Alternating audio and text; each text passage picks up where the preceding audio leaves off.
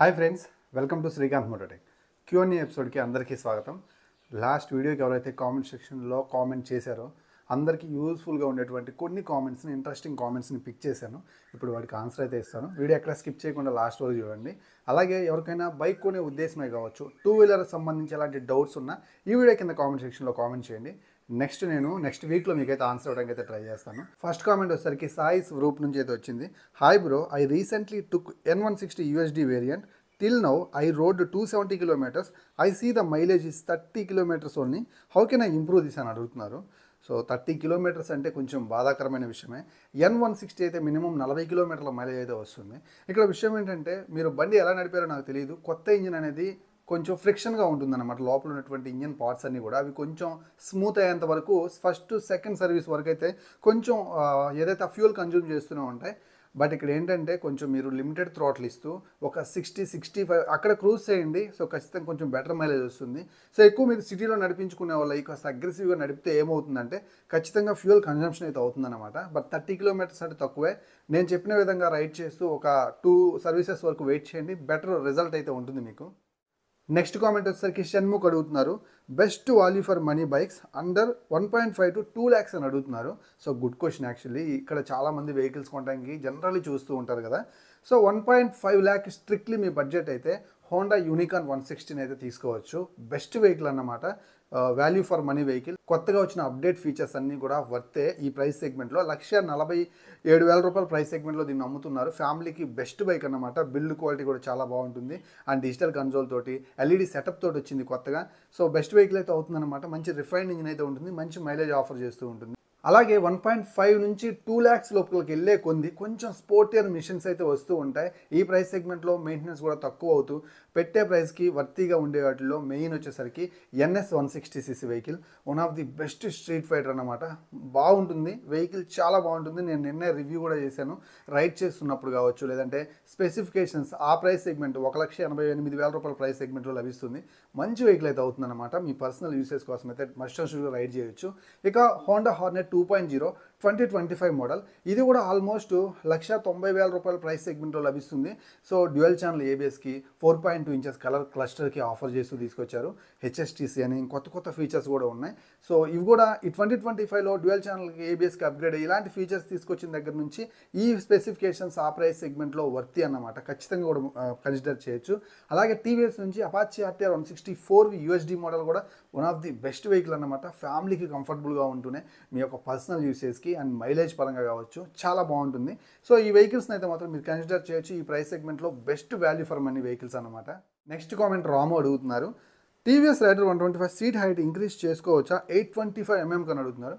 నాకు తెలిసి ఇంపాసిబుల్ అన్నమాట. మొదలుకే సీట్ హైట్ చాలా తక్కువ. ఏదైనా కొంచెం లిటిల్ బిట్ మేనేజ్ చేద్దాం అనుకున్నట్లయితే ఏదో ఫోమ్ ఫినిషింగ్ని కస్టమైజ్ చేయించుకుంటే కొంచెం పెరుగుతుందేమో ఒక 5 mm. బట్ 825 mm అంటే చాలా కష్టం. చాలా ఎబ్బెట్టుగా ఉంటుంది చూడటానికి కూడా. అంత ప్రాపర్గా ఉండదు. ఎవరైనా చేస్తామన్నా సరే ట్రై చేయొద్దు మీరు. నెక్స్ట్ కామెంట్ వచ్చేసరికి కనకాల సంథింగ్ నుంచి అయితే వచ్చింది. హాయ్ అన్న, 2025 model scooter Honda Activa 125 access 125 new model better engine చెప్పని అని అడుగుతున్నారు. చాలా టఫ్ క్వశ్చన్. నాకే కాదు ఇంకే ఇన్ఫ్లుయెన్సర్ని అడిగినా కానీ వాళ్ళు చెప్పలేరు అనమాట. బికాస్ ఆఫ్ రెండు చాలా మంచి ఇంజన్స్, వెల్ రిఫైన్డ్ అండ్ చాలా స్మూత్ ఉంటాయి. అండ్ అలాగే జెన్యూన్ ఇంజన్స్ అన్నమాట. సో మీరు కనుక ఆ వెహికల్ కొనుక్కొని టైం టు టైం సర్వీస్ చేసుకుంటున్నట్లయితే 10 to 12 years ఈజీగా వాడేయచ్చు. అండ్ మంచి మైలేజ్ ఆఫర్ చేస్తూ ఉంటాయి. సో ఖచ్చితంగా కూడా బెస్ట్ ఇంజన్స్ అనమాట. హోండా యాక్టివా కావచ్చు, యాక్సెస్ కావచ్చు, ఏ వెహికల్ తీసుకున్నా మీరైతే హ్యాపీగా ఉంటారు. బట్ మీ ఇష్టమైన బ్రాండ్కి అయితే మీరు వెళ్ళండి. ఇంతవరకు అయితే నేను సజెషన్ ఇవ్వగలను. ఈ రెండు మంచి వెహికల్స్లో ఇది మంచిది, ఇది మంచి ఇంజన్ అని చెప్పడం చాలా కష్టం. నెక్స్ట్ కామెంట్ జయకృష్ణ అడుగుతున్నారు, రోనిన్ 2025 మోడల్ కొన్న ఈ మంత్లో కాన్స్ వచ్చేసరికి పిలియన్ సీట్ కంఫర్ట్ అంత లేదు, చైన్ నాయిస్ వస్తుందని అంటున్నారు. సో ఇది నార్మల్గా పిక్ చేశాను మీకు తెలియజేయడం కోసం. అలాగే కొంతమంది కొని ఇలా ఫీల్ అయ్యే వాళ్ళ కోసం కూడా ఇది కొంచెం యూస్ఫుల్గా ఉంటుందని కామెంట్ పిక్ చేశాను. ఇక్కడ విషయం ఏంటంటే సీట్ని చూస్తేనే అర్థమైపోతుంది కదా బ్రో. మీకు చిన్న సీటు, లిమిటెడ్ సీటు, మీరు కూర్చున్నాక ఎంత స్పేస్ ఉంటుందనేది మీరు కూర్చొని చూసుకొని తీసుకోవాలి కదా. అది లిమిటెడ్ సీటే. సో ఆ యొక్క బైక్ యొక్క ఎర్గనామిక్స్కి ఆ సీట్ యాప్ట్గా సూట్ అవుతుందని. అది కొంచెం వర్స్టైల్ మోటార్ సైకిల్, జనరల్గా పర్సనల్ రైడ్స్ ఎక్కువ చేస్తుంటారు.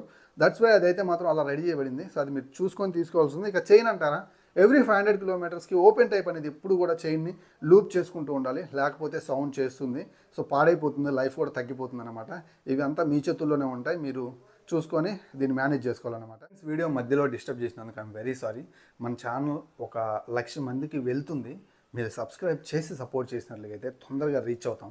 సో మీరు ఉన్నారన్న ధైర్యంతో నేను వీడియోలు అయితే చేస్తున్నాను, మంచి కంటెంట్ ఆఫర్ చేస్తున్నాను. ఒకసారి చెక్ చేయండి మన ఛానల్లో వీడియోస్, మీకు ఖచ్చితంగా నచ్చుతాయి. ప్రతి ఒక్కరు కనెక్ట్ అయ్యే విధంగా నా 100% ఎఫర్ట్స్ అయితే పెడుతున్నాను. మీరు సబ్స్క్రైబ్ చేసి బెల్ సింబల్ని యాక్టివేట్ చేసుకొని వీడియోని లైక్ చేసినట్లయితే ఇంకా రెట్టించిన ఉత్సాహంతో మీకు మంచి మంచి రివ్యూస్ అలాగే మంచి మంచి కంటెంట్ అయితే తీసుకొస్తాను. సో ప్లీజ్ గైస్ సబ్స్క్రైబ్ చేసి 1,00,000 మంది సబ్స్క్రైబర్స్ లిస్ట్లో మీరు కూడా జాయిన్ అవుతారని మనస్ఫూర్తిగా ఆశిస్తున్నాను. నెక్స్ట్ కామెంట్ ధీరజ్ అడుగుతున్నారు. I'm thinking buying a bike in this month, should I buy Duke 200 or Hero Xtreme 250R అని అడుగుతున్నారు. సో నా పర్సనల్ ఒపీనియన్ చెప్పమంటే 250Rకే వెళ్ళమని చెప్తాను. కొంచెం అగ్రెసివ్గా ఉంచారు, స్పెసిఫికేషన్స్ కావచ్చు అండ్ ఫీచర్స్ కావచ్చు అండ్ బండి లుక్ కూడా మంచి స్ట్రీట్ ఫైటర్ అన్నమాట. బాగుంది. ఆ రీఫ్రెష్మెంట్ నేనైతే కోరుకుంటున్నాను కాబట్టి దట్టు పెద్ద ఇంజన్ అంటే 250cc ఇంజన్ అంటే ఎక్కువే కదా. సో టెక్నికల్గా కూడా కొంచెం ఎక్కువ పర్ఫార్మెన్స్ కూడా చేస్తూ ఉంటుంది కాబట్టి నేనైతే పర్సనల్గా ఎక్స్ట్రీమ్ 250Rకి అయితే వెళ్తాను. అన్ఫార్చునేట్లీ నా ఏరియాకి ఇంకా రాక ఎక్స్పల్స్ 210, ఎక్స్ట్రీమ్ 250R, XMR ఇవన్నీ కూడా నేను చేయలేకపోయాను కరిజ్మాని. సో ఫ్యూచర్లో కనుక నాకు అవైలబిలిటీలో ఉంటే ఖచ్చితంగా చేస్తాను. సో మీకు చేయటమే, మీకు చేసి ఇవ్వటమే, ఆ రివ్యూని మీకు అందించడమే నా పని అన్నమాట. సో మన ఛానల్ని చూస్తూ ఉండండి, అప్డేట్ వస్తే మాత్రం ఖచ్చితంగా నేను ఇంటిమేషన్ చేస్తాను. నెక్స్ట్ కామెంట్ నీరజ్ అడుగుతున్నారు. అన్న 2025లో పల్సర్ 220 వర్తా అని అడుగుతున్నారు.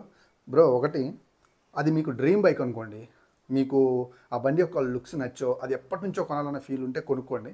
బట్ ఆ ప్రైస్ సెగ్మెంట్లో ఆ బండి అయితే మాత్రం ఇప్పుడున్న ప్రజెంట్ సినారియోస్ని బట్టి వర్త్ అయితే కాదు. ఆ ప్రైస్ సెగ్మెంట్లో ఇంకా మంచి మంచి ఫీచర్స్ తోటి వెహికల్స్ అయితే ఉన్నాయి. బట్ ఇక్కడ ఏ విషయం ఏంటంటే ఇంకా UHD ఫోర్కులు కూడా ఇవ్వలేదు, డ్యూయల్ ఛానల్ ABS కూడా ఇవ్వలేదు. చివరికి కన్సోల్ కూడా చాలా డల్గా ఉంటుందన్నమాట.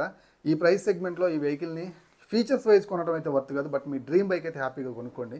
నేను అసలు అర్థం చెప్పను, ఎందుకంటే మీకు ఏజ్ అయిపోయిన తర్వాత ఆ వెహికల్ కనిపించినప్పుడు ఆ ఫీలింగ్స్ అలానే ఉండిపోతాయి. సో మన లైఫ్లో మనం తీసుకోలేకపోయామన్న రిగ్రెట్ ఫీల్ అవుతూ ఉంటారు. సో దట్స్ వై ఖచ్చితంగా అయితే మీ డ్రీమ్ బైక్ అయితే తీసుకోండి. నెక్స్ట్ కామెంట్ సూర్య అడుగుతున్నారు. అన్న హీరో హంక్ 2025 వచ్చిందా? వైటీ షార్ట్స్లో కనిపిస్తుంది, ఇండియాలో వచ్చిందా ఆర్ ఫారిన్లోనా అని అడుగుతున్నారు. బ్రో ఇది ఫారిన్లోనే ఉంది, ఇండియాలోకి అయితే రాలేదు. ఆ షార్ట్స్ అన్నీ మీరు చూసే యూట్యూబ్లో బయట షార్ట్సే, ఇండియాలో షార్ట్స్ అయితే కాదు. ఏంటంటే ఇది హీరో హోండా హంక్ అన్నమాట. తర్వాత దాన్ని మనకి CBZగా మార్చారు, తర్వాత అది మనకు కనుమరుగైపోయింది. సో మీరు చూస్తున్నటువంటి హంక్ సెగ్మెంట్లోనే ఇండియాలో ఏం లాంచ్ అవుతాయో తెలుసా? మనకు కనిపిస్తున్నటువంటి ఎక్స్ట్రీమ్ మోడల్స్ అన్ని 160, 125 అలాగే 250 ఇవన్నీ కూడా ఎక్స్ట్రీమ్ మోడల్స్తో తీసుకొస్తున్నారు. సో దట్స్ వై మీరు చూస్తుంది అయితే మాత్రం ఫారిన్లోయే. మన ఇండియాలో అయితే మాత్రం హంక్ అఫీషియల్గా రిలీజ్ అవ్వలేదు, అసలు అఫీషియల్ నోటే లేదన్నమాట. నెక్స్ట్ కామెంట్ కందవల్లి శివ అడుగుతున్నారు. Royal Enfield bullet 350cc city రైడ్కి బాగుంటుందా? మైలేజ్ ఎలా ఇస్తుంది అని అడుగుతున్నారు. సిటీ రైడ్కి బాగుంటుంది. నేను 15 కిలోమీటర్లు మా వైఫ్ నేను డైలీ రైడ్ చేస్తాను, ఓకేనా? లేదంటే బుల్లెట్ తీసుకోవచ్చా అని అడుగుతున్నారు. సో ముందైతే మాత్రం మైలేజ్ గురించి మాట్లాడతాను. 35 kmpl దృష్టిలో పెట్టుకుని అయితే మీరు ఈ వెహికల్స్ని అయితే తీసుకోండి. అలాగే క్లాసిక్ 350 సిటీలో నడిపించుకోవడానికి బెస్ట్ వెహికల్ అన్నమాట, మిమ్మల్ని డిసప్పాయింట్ అయితే చేయదు. అలాగే మీరు అండ్ మీ వైఫ్ కలిసి 15 కిలోమీటర్లు అంటే అవలీలుగా హ్యాపీగా తిరిగేయచ్చు అన్నమాట. అసలు బండి మీద కూర్చున్నాము అన్న స్ట్రెస్సే ఉండదు, అంత మంచి కంఫర్ట్ అయితే ఉంటుంది, ఈవెన్ సీట్ వైజ్ కానీ సస్పెన్షన్ వైజ్ కావచ్చు. ఇక బుల్లెట్ అంటారా, ఈ రెండు వెహికల్స్కి చాలా డిఫరెన్స్ అయితే ఉంటుంది అన్నమాట. సో మోడర్న్ టచ్ ఇచ్చేటువంటి ఆ యొక్క లుక్స్ తోటి అండ్ ఆ ఫీచర్స్ తోటి మీకు క్లాసిక్ 350 వస్తుంటే, సో రెట్రో స్టైల్లో ఆ పాత మోడల్ ఏదైతే ఆ ఎంపైర్ ఆ రాయల్ ఫీల్డ్లో అయితే మాత్రం మీకు పాత ఓల్డేజ్ వింటేజ్ ఫీల్డ్లో మీకు అది కనిపిస్తూ ఉంటుంది బుల్లెట్ 350. అండ్ హ్యాండ్లింగ్ విషయంలో కూడా చాలా డిఫరెన్స్ అయితే ఉంటుంది. సో బుల్లెట్ 350 వచ్చేసరికి ఓపెన్ చెస్ట్ ఫీల్ ఉంటూ అండ్ బ్రాడ్ షోల్డర్స్ని డెలివరీ చేస్తూ ఉంటుంది. పట్టుకున్నప్పుడు ఆ యొక్క ఆ ప్రౌడ్నెస్ అయితే వస్తుందన్నమాట బుల్లెట్ 350లో. సో కొంచెం ఆ తంబి ఎగ్జాస్ట్ నోట్ కావచ్చు, అది మిమ్మల్ని ఇంప్రెస్ చేస్తుంది. సో కంప్లీట్లీ డిఫరెంట్ అన్నమాట. మోడర్న్ టచ్ ఇచ్చేటువంటి అర్బన్ స్టైల్లో కొంచెం ఒక వెహికల్ కావాలని చూస్తున్నట్లయితే మీరు ఈ కొత్త ఫీచర్స్ అండ్ డిఫరెంట్ ఫీచర్స్ తోటి మీరైతే క్లాసిక్ 350 తీసుకోండి. లేదంటే బుల్లెట్ 350 అయితే మాత్రం నేను చెప్పాను కదా, ఇలాంటి ఒక మైండ్ సెట్ అలాగే ఒక ఫ్యాషన్ ఉన్నట్లయితే బుల్లెట్ మీద మీరైతే తీసుకోండి. నోట్ ఏంటంటే ఇక్కడ రెండు కూడా ఫ్యామిలీకి చాలా బాగుంటాయి, రెండు కూడా సిటీలో తిరగడానికి చాలా అంటే చాలా బాగుంటాయి అన్నమాట. ఫ్రెండ్స్ చూశారు కదా, ఇది Q&A ఎపిసోడ్ ఈరోజు. సో Q&A ఎపిసోడ్స్ కొంచెం లేట్ అవుతున్నాయి, సారీ ఫర్ దట్. నేను కమిట్ అయి ఉన్నాను చేద్దామని, బట్ అన్ఫార్చునేట్లీ చేయలేకపోతున్నాను. ఇక్కడ నుంచి ఆపకుండా చూసుకోవడానికి ట్రై చేస్తాను. సో ఎవరికైనా సరే బైక్ కొనే విషయమే కనుక డౌట్స్ ఉంటే కింద కామెంట్ సెక్షన్లో కామెంట్ చేయండి. ఇంకేమైనా డౌట్స్ ఉంటే Instagram ID పక్కన కనిపిస్తుంది, ఫాలో అయ్యి అక్కడ మెసేజ్ చేయండి, అక్కడ కూడా రిప్లై ఇస్తాను. ఏదో ఒక విధంగా మిమ్మల్ని అయితే అప్రోచ్ అవుతాను, మీకు ఆన్సర్ అయితే ఇస్తాను. అండ్ మరో వీడియోతో మళ్ళీ కలుస్తాను. అంతవరకు సెలవు. నేను మీ Srikanth signing off. Bye by.